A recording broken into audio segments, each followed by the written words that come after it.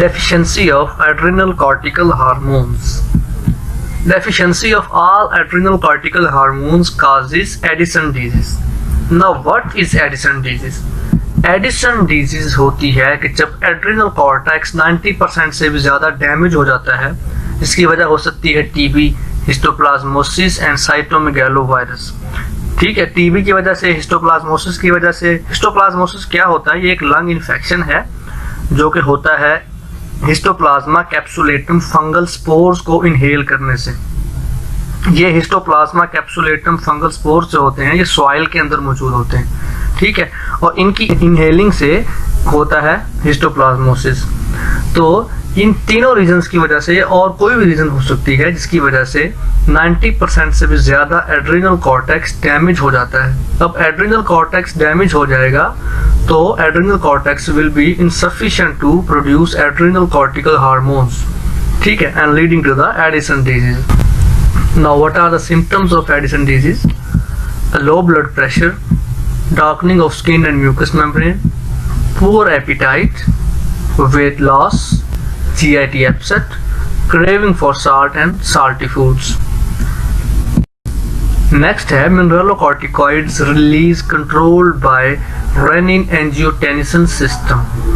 Rennin-angiotensin system से mineralocorticoids की release का क्या रिलेशन है? किस तरह ये रेनिन-एंजियोटेंसिन सिस्टम मिनरलोकॉर्टिकॉइड्स की रिलीज कंट्रोल करता है, कम या ज़्यादा करता है? बेसिक है कि रेनिन-एंजियोटेंसिन सिस्टम जो है ये उस वक्त एक्टिवेट होता है जब हमारे जिस्म के अंदर ब्लड प्रेशर यानी कि ब्लड वॉल्यूम कम हो जाता है। मेनली क्या है कि ब्लड वॉल्यूम कम हो जाता है, तो उसकी वजह कुछ भी हो सकती है। सोडियम डेफिशिएंसी हो जाती है, इसकी वजह से ब्लड वॉल्यूम कम हो जाता है। डिहाइड्रेशन होती है जिसकी वजह से ब्लड वॉल्यूम कम हो जाता है, या हेमरेज होता है जिसकी वजह से ब्लड वॉल्यूम कम हो जाता है। ठीक है, अब जब हमारे पास हमारा ब्लड वॉल्यूम कम होगा तो ब्लड वॉल्यूम का कम होना, या इन तीनों रीजंस में से आप देखें स्टेप 1 में तीनों रीजंस लिखी हुई हैं, dehydration, sodium deficiency and haemorrhage. इन तीनों रीजंस में से कोई भी एक रीजन एक्ट करेगी as a stimulus for the renin angiotensin pathway. अब ये स्टिमुलस मिलेगी रेनिन-एंजियोटेंसिन पाथवे को, तो वो पाथवे एक्टिवेट हो जाएगा। ठीक है, इससे क्या होता है, यानी कि सोडियम डेफिशिएंसी, डिहाइड्रेशन, हेमरेज से ब्लड वॉल्यूम कम होता है। अच्छा, अब ब्लड वॉल्यूम कम होगा जिसके नतीजे में ब्लड प्रेशर कम होगा। थर्ड स्टेप में डिक्रीज इन ब्लड प्रेशर था, फोर्थ स्टेप में रेनिन-एंजियोटेंसिन सिस्टम एक्टिवेट हो गया है। अब ये डिक्रीज इन ब्लड प्रेशर की वजह से क्या होता है कि it stimulates the juxtamedullary cells of kidney, juxtamedullary cells of kidney to secrete renin. ठीक है, ये सारा का सारा जो है हमारे पास प्रोसेस है ब्लड प्रेशर के कम होने का, ये किडनी के जुक्स्टामेडुलरी सेल्स को स्टिमुलेट करता है टू सेक्रीट रेनिन। अब रेनिन सेक्रीट हो गया, blood level of renin increase हो जाएगा। अब रेनिन का काम क्या होता है? एंजियोटेंसिनोजिन को एंजियोटेंसिन 1 में कन्वर्ट करना। एंजियोटेंसिनोजिन लीवर प्रोड्यूस करता है, अब रेनिन इस एंजियोटेंसिनोजिन को एंजियोटेंसिन 1 में कन्वर्ट कर देता है। ठीक है, अब ब्लड के अंदर एंजियोटेंसिन 1 का लेवल बढ़ना शुरू हो गया। ठीक है, और जब एंजियोटेंसिन 1 का लेवल बढ़ेगा ब्लड के अंदर, और यही ब्लड जब लंग्स के थ्रू फ्लो करेगा, जब लंग्स में जाएगा, तो लंग्स के अंदर होते हैं एंजियोटेंसिन कन्वर्टिंग एंजाइम। ठीक है, तो एंजियोटेंसिन कन्वर्टिंग एंजाइम क्या करते हैं? इस एंजियोटेंसिन 1 को एंजियोटेंसिन 2 में कन्वर्ट कर देते हैं। अब blood level of angiotensin 2 increase होना शुरू हो जाएगा। अब एंजियोटेंसिन 2 इफेक्ट करेगा ब्लड प्रेशर को इंक्रीज करने के लिए, क्योंकि हमारे पास ब्लड प्रेशर डिक्रीज था जिसको अब हमें इंक्रीज करना है।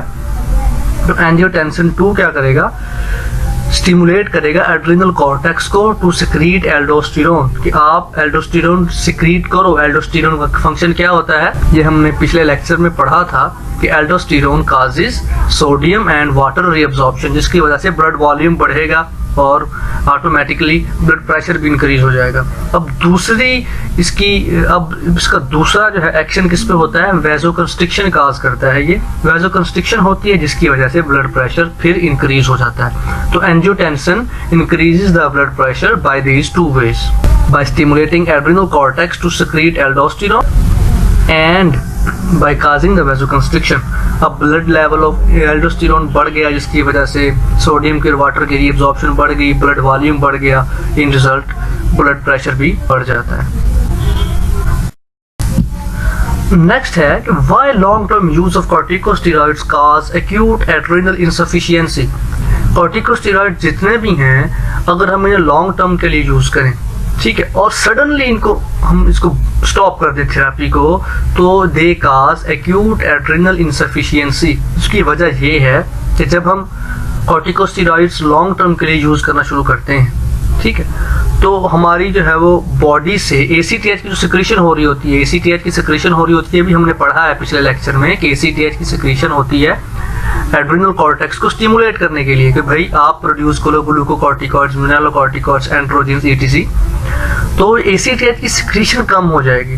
तो हम लॉन्ग टर्म यूज कर रहे हैं, हमारी बॉडी कहेगी यार ये लॉन्ग टर्म कॉर्टिकोस्टेरॉइड यूज कर रहा है तो अब मुझे ACTH की सिक्रीशन कम करनी चाहिए, मैं खुद कम कॉर्टिकोस्टेरॉइड प्रोड्यूस करूं, मुझे बाहर से मिल रहे हैं। ओके, तो ग्रेजुअली क्या होता है कि बॉडी से कॉर्टिकोस्टेरॉइड्स की रिलीज कम होना शुरू हो जाती है, क्योंकि हम आउटसाइड से उसे प्रोवाइड कर रहे हैं। अब एक टाइम ऐसा आता है कि बॉडी यानी कि बहुत ही minimum amount of corticosteroids produce कर रहा है जो हमारी बॉडी के लिए नेसेसरी नहीं होती, लेकिन हम बाहर से कॉर्टिकोस्टेरॉइड यूज कर रहे होते हैं, इसलिए हमें कोई फर्क महसूस नहीं होता है, हमें कोई भी इस तरह को साइड इफेक्ट शो नहीं होता।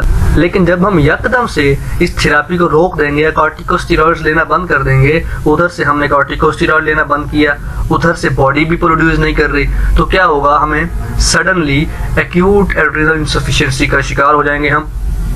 तो ये रीजन है कि why long term use of corticosteroids cause acute adrenal insufficiency after sudden stoppage of therapy. Next है mechanism of action of steroid hormones.